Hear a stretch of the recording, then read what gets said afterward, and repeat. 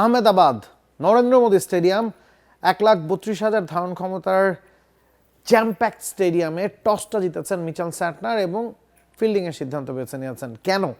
2016 সালের পর থেকে আইসিসি টি-20 বিশ্বকাপে নকআউট ম্যাচগুলোতে 14টা ম্যাচের মধ্যে 11টা ম্যাচই চেজিং সাইড জিতেছে।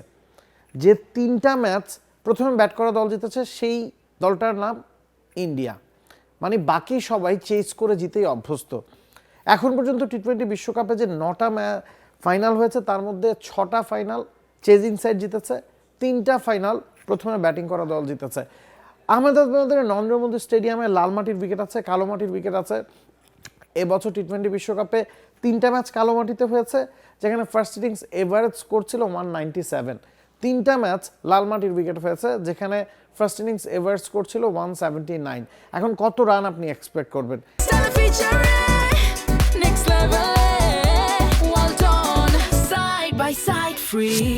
সেটার আগে জানিয়ে রাখতে চাই, এই উইকেটটা লাল মাটিরও না, এই উইকেটটা কালো মাটিরও না, দুটা মাটির সংমিশ্রণে একটা উইকেট তৈরি করা হয়েছে, যেটা স্পোর্টিং উইকেট, যেখানে যথেষ্ট রান অপেক্ষা করছে।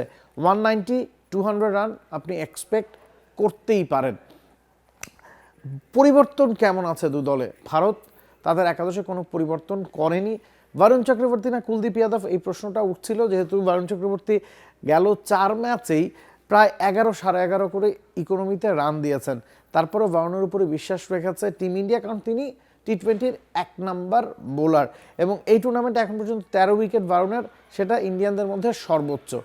এছাড়াও আরেকটা ব্যাপার নিয়েও টিম ইন্ডিয়াকে ভাবতে হয়েছে, অভিষেক শর্মা তিনি খেলবেন কি খেলবেন না। টি-20-র 1 নাম্বার ব্যাটসম্যান, তার উপরও ভরসা রেখেছে গৌতম গম্ভীর বা ভারতীয় টিম ম্যানেজমেন্ট। কোনো ধরনের পরিবর্তন ভারতীয় একাদশে নাই।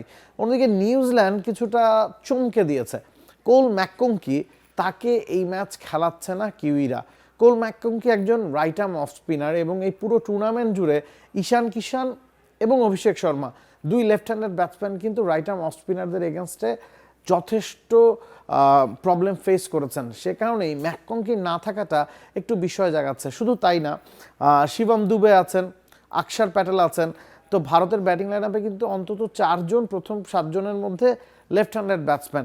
সে কারণেই ম্যাককংকি না থাকাটা একটু বিষয়ের জন্ম দিয়েছে। ম্যাককংকির কাজটা হয়তো গ্লেন ফিলিপস করে দেবেন। এছাড়া কথা হচ্ছিল যে জিমি নিশাম তিনি খেলবেন নাকি জ্যাকব ডাফি খেলবেন। দুজনই খেলছেন, কারণ ম্যাককংকিকে নিউজিল্যান্ড বাদ দিয়েছে এই ম্যাচে। টসের আগে এটাই সবচেয়ে বড় খবর যে একটা বদল নিউজিল্যান্ড একাদশে এসেছে, ভারত অপরিবর্তিত এবং ক্র্যাকিং একটা ফাইনালের অপেক্ষা আপনি করতেই পারেন, যেখানে ফার্স্ট ইনিংসে ভরপুর রান হওয়ার সম্ভাবনাটাই বেশি। For more updates, subscribe to our YouTube channel and click on the bell icon. Follow us on Facebook and Instagram. Download T-Sports app to enjoy exciting games and highlights. Visit tsports.com.